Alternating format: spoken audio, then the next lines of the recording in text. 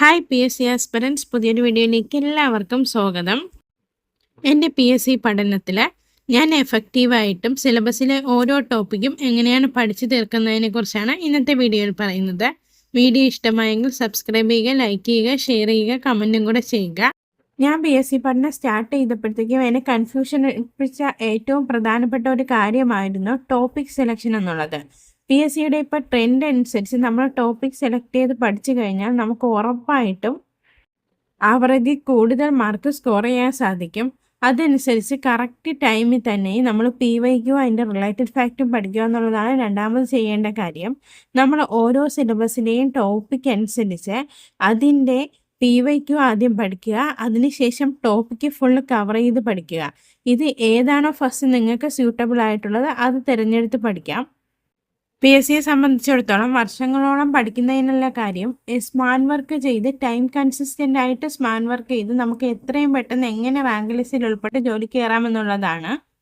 അതുപോലെ തന്നെ ഓരോ ടോപ്പിക്സ് കഴിയുമ്പോഴത്തേക്കും ആ ടോപ്പിക്സിലുള്ള SCERT ടെക്സ്റ്റ് ബുക്കും NCERT ടെക്സ്റ്റ് ബുക്കും മസ്റ്റായിട്ട് നോക്കുക എന്നുള്ളത് വളരെ ഇമ്പോർട്ടൻ്റ് ആണ്. PSCയുടെ ഇപ്പോഴത്തെ ട്രെൻഡ് അനുസരിച്ച് SCERT നിന്നും NCERT നിന്നും ഉറപ്പായിട്ടും ഒരുപാട് ക്വസ്റ്റ്യൻസ് വരുന്നുണ്ട്. Statement level questions SCERT NCERT base ചെയ്ത് വന്നാൽ പലർക്കും മാർക്ക് നെഗറ്റീവ് അടിക്കാൻ ചാൻസ് ഉള്ളൊരു ഭാഗമാണ്.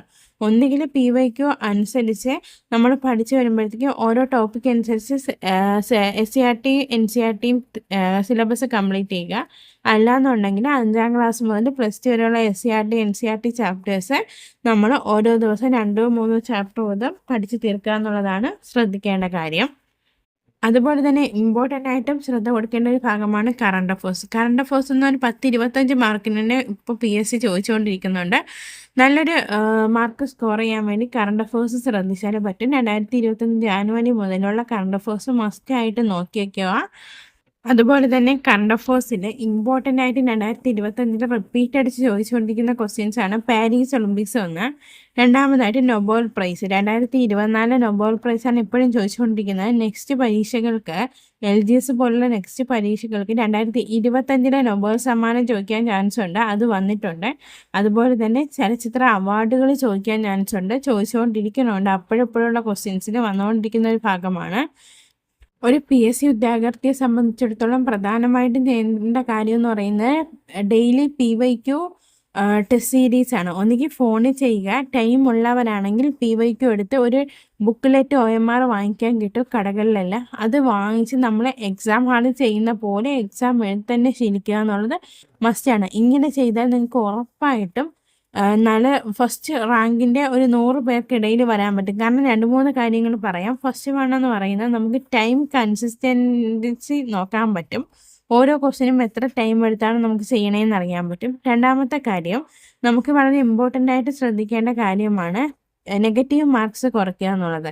നെഗറ്റീവ് മാർക്ക് കുറയ്ക്കാൻ ചാൻസ് ചെയ്യും. ഒരു നെഗറ്റീവ് മാർക്ക് നമ്മൾ വിട്ട് കഴിഞ്ഞാൽ നമുക്ക് ഒരു 100 പേരുടെ മുന്നിൽ PSC റാങ്ക് ലിസ്റ്റിൽ എത്താൻ പറ്റും. അതുകൊണ്ട് നെഗറ്റീവ് മാർക്ക് കുറയ്ക്കാൻ വളരെയധികം സഹായിക്കുന്ന ഒരു കാര്യമാണ് ഈ ടെസ്റ്റ് സീരീസ് എന്നുള്ളത്.